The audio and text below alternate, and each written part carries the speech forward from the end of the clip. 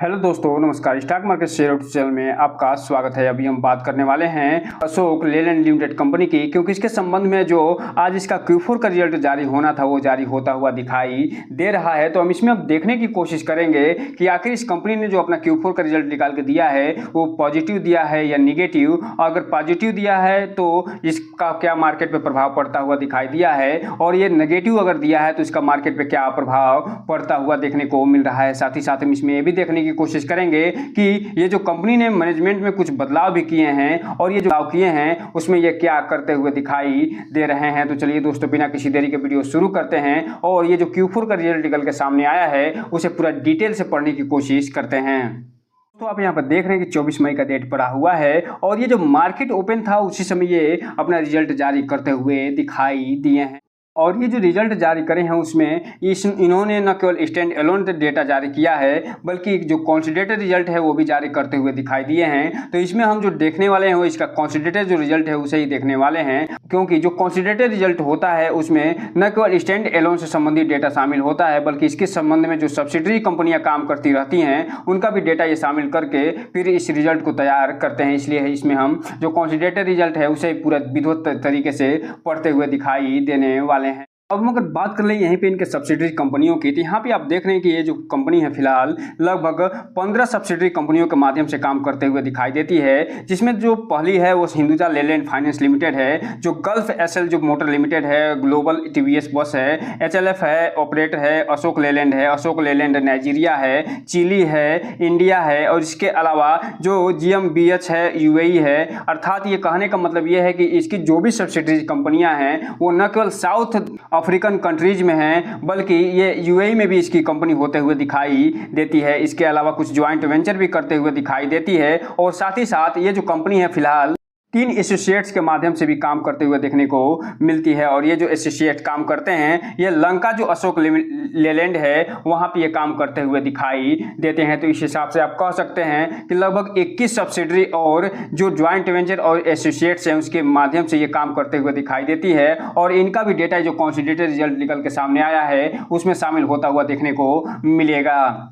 अब हम अगर बात करें इसमें जो कॉन्सोलिडेटेड रिजल्ट है उसकी, तो यहाँ पे ये दिखाई दे रहा है फिलहाल इस Q4 का सेगमेंट है, ये दिसंबर 2023 के Q3 का सेगमेंट है, ये मार्च 2023 के Q4 का सेगमेंट दिखाई दे रहा है। और यहाँ पे आप जो डेटा देख रहे हैं सभी के सभी डेटा फिलहाल ये करोड़ में दिए गए हैं, जिसे हम करोड़ में ही पढ़ने की कोशिश करेंगे। तो सबसे पहले अगर हम बात करें इनके रिवेन्यू फ्रॉम ऑपरेशन की, तो यहाँ पे आप देख रहे हैं कि इस Q4 में ये जो कंपनी है टोटल 13,577 करोड़ का रिवेन्यू फ्रॉम ऑपरेशन प्राप्त करते हुए दिखाई दे रही है, जो कि पिछले सेम क्वार्टर में 13,202 करोड़ का टोटल रेवेन्यू फ्रॉम ऑपरेशन प्राप्त करते हुए दिखाई दी थी। जबकि बात करें क्वार्टर बेस पे तो 11,092 करोड़ का टोटल रेवेन्यू फ्रॉम ऑपरेशन प्राप्त करते हुए देखने को मिली थी। जबकि बात करें हम टोटल इनकम की, तो ये जो कंपनी है इस Q4 में 13,613 करोड़ का टोटल इनकम प्राप्त करते हुए दिखाई दे रही है, जो कि पिछले सेम क्वार्टर में 13,229 करोड़ का टोटल इनकम प्राप्त करते हुए दिखाई दी थी। जबकि बात करें हम क्वार्टर बेस पे तो 11,119 करोड़ का टोटल इनकम प्राप्त करते हुए देखने को मिल रही है। इस हिसाब से आप देख रहे हैं कि ये जो कंपनी है जो रिवेन्यू फ्रॉम ऑपरेशन है और जो टोटल इनकम है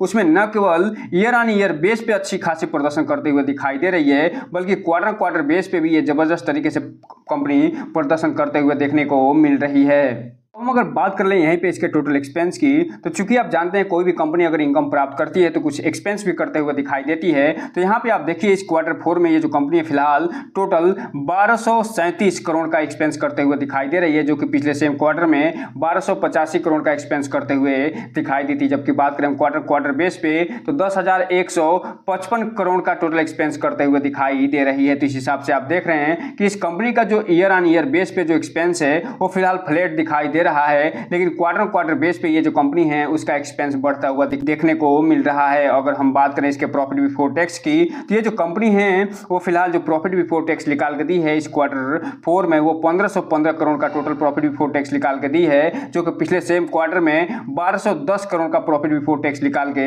देते हुए नजर आई थी। जबकि बात करें क्वार्टर बेस पे तो 983 करोड़ का टोटल प्रॉफिट बिफोर टैक्स निकाल के देते हुए नजर आ रही है। तो इस हिसाब से आप देख रहे हैं कि इसका जो प्रॉफिट बिफोर टैक्स रहा है वो फिलहाल ईयर ऑन ईयर बेस पे तो जबरदस्त तरीके से बढ़ा है और एक तरीके से कहा जाए तो लगभग इसमें 300 करोड़ की वृद्धि होते हुए दिखाई दे रही है। जबकि बात करें हम क्वार्टर बेस पे तो इसमें भी जबरदस्त तरीके से ये कंपनी परफॉर्म करते हुए नजर आ रही है। यहीं पे अगर हम बात करें इसके प्रॉफिट फॉर द पीरियड की, चूंकि आप जानते हैं जो प्रॉफिट फॉर द पीरियड होता है वही इस नेट प्रॉफिट के नाम से जाना जाता है और वही एक वास्तविक प्रॉफिट के नाम से भी जाना जाता है, क्योंकि जो टोटल इनकम होता है उसमें से जो टोटल एक्सपेंस घटाने के बाद जो टोटल टैक्स होता है उसे भी घटाया जाता है और साथ ही साथ जो अदर टैक्स होता है उसे भी घटाने के बाद जो शेष राशि बचती है वही प्रॉफिट फॉर द पीरियड या नेट प्रॉफिट के नाम से जाना जाता है। तो इस क्वार्टर 4 में ये जो नेट प्रॉफिट या प्रॉफिट फॉर द पीरियड रहा है वो 933 करोड़ का होता हुआ दिखाई दे रहा है, जो कि पिछले सेम क्वार्टर में 799 करोड़ का होता हुआ देखने को मिला था। जबकि बात करें क्वार्टर बेस पे तो ये 608 करोड़ का होता हुआ दिखाई दिया था, जो बढ़ के 933 करोड़ पर पहुंचते हुए देखने को मिल रहा है। तो इस हिसाब से आप कह सकते हैं कि इस कंपनी ने न केवल ईयर ऑन ईयर बेस पे धमाकेदार प्रदर्शन किया है बल्कि क्वार्टर बेस पे भी ये कंपनी जबरदस्त प्रदर्शन करते हुए देखने को मिल रही है। अगर बात करें इसके अर्निंग पर शेयर की तो चूंकि अभी हम ऊपर देखे थे कि इसका जो प्रॉफिट फॉर द पीरियड रहा है वो न केवल ईयर ऑन ईयर बेस पे धमाकेदार प्रदर्शन किया है बल्कि क्वार्टर बेस पे भी धमाकेदार प्रदर्शन करता हुआ दिखाई दिया है। तो इसका प्रभाव अर्निंग पर शेयर पे भी देखने को मिलेगा और यहाँ पे आप देख रहे हैं कि इस क्वार्टर 4 में जहां 2.91 के आसपास इसका अर्निंग पर शेयर रहा है वो पिछले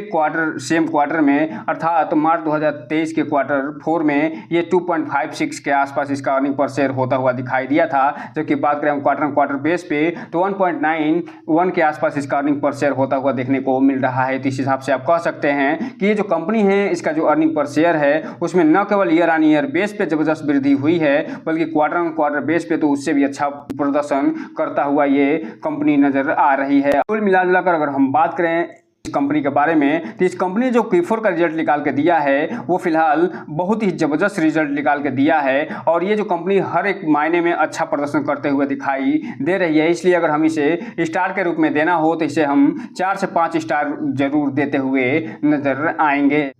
अब हम अगर बात कर लें इसके कमर्शियल जो व्हीकल्स हैं उनके डेटा की तो ये जो कंपनी है इस क्वार्टर 4 में जो टोटल कमर्शियल व्हीकल बेचते हुए दिखाई दी है वो 12,147 करोड़ की बिक्री करते हुए दिखाई दे रही है। जो कि बात करें मार्च 2023 के क्वार्टर 4 की तो ये जो कंपनी है वो फिलहाल 12,190 करोड़ का टोटल कमर्शियल व्हीकल बेचते हुए नजर आई थी। जबकि बात करें हम क्वार्टर बेस पे तो इसमें भी अच्छी खासी वृद्धि देखने को मिल रही है। जबकि बात करें हम इसके फाइनेंशियल सर्विस की तो ये जो कंपनी है उसके फाइनेंशियल सर्विस में भी ईयर ऑन ईयर बेस पे तो वृद्धि दिखाई दे रही है, साथ ही साथ क्वार्टर बेस पे भी जबरदस्त वृद्धि दिखाते हुए नजर आ रही है। अब हम अगर बात कर लें इनके जो मैनेजमेंट में बदलाव देखे गए हैं उनकी तो यहाँ पे आप देख रहे हैं कि जो अशोक लेलैंड है वो कुछ अपॉइंटमेंट करते हुए दिखाई दे रहे हैं, जिसमें जो मिस्टर KM बालाजी हैं उन्हें चीफ फाइनेंशियल ऑफिसर ये बनाते हुए नजर आ रहे हैं। जबकि जो मिस्टर गोपाल महादेवन हैं उन्हें फिलहाल ये strategic finance and M&A director ये बनाते हुए नजर आ रहे हैं। तो इस हिसाब से आप कह सकते हैं कि ये जो कंपनी है अपने मैनेजमेंट में भी कुछ बदलाव करते हुए दिखाई दे रही है। इस कंपनी ने जो अपना Q4 का रिजल्ट निकाल के दिया है वो बढ़िया निकाल के देते हुए नजर आ रही है और ये जो रिजल्ट निकल के सामने आया था वो फिलहाल लगभग 2 बजे के आसपास निकल के आता हुआ दिखाई दिया था जब मार्केट ओपन था। और यहाँ पे आप देख रहे हैं तो इसका रिजल्ट निकल के आने वाला था उस समय तक कि इस कंपनी में अच्छी खासी रिकवरी देखी जा रही थी और ये तेजी दिखाते हुए नजर आ रहा था। लेकिन जैसे ही 2 बजे के आसपास रिजल्ट निकल के सामने आया उसके बाद इस कंपनी में गिरावट देखी गई और लगभग 1% की गिरावट दिखाने के बाद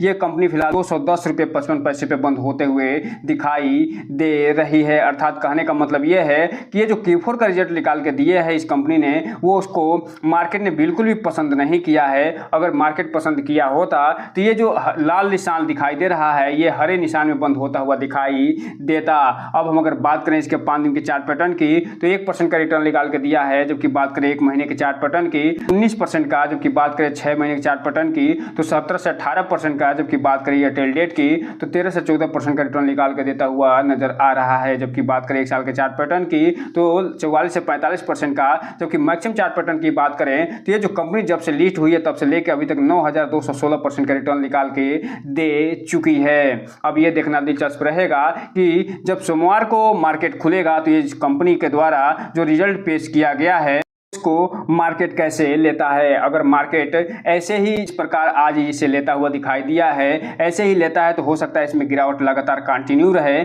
लेकिन इसमें ऑपरेटर की सक्रियता बढ़ती है और ऑपरेटर इसमें सक्रिय होते हुए दिखाई देते हैं, तो इसमें तेजी आते हुए भी दिखाई दे सकती है। तो दोस्तों ये रहा आज का वीडियो। इस चैनल को लाइक करें, सब्सक्राइब करें और बेल आइकन हिट करना तो बिल्कुल ना भूलें, ताकि नए वीडियो के जो अपडेट्स आपको ऐसे समय समय पे मिलता रहे। जय हिंद दोस्तों।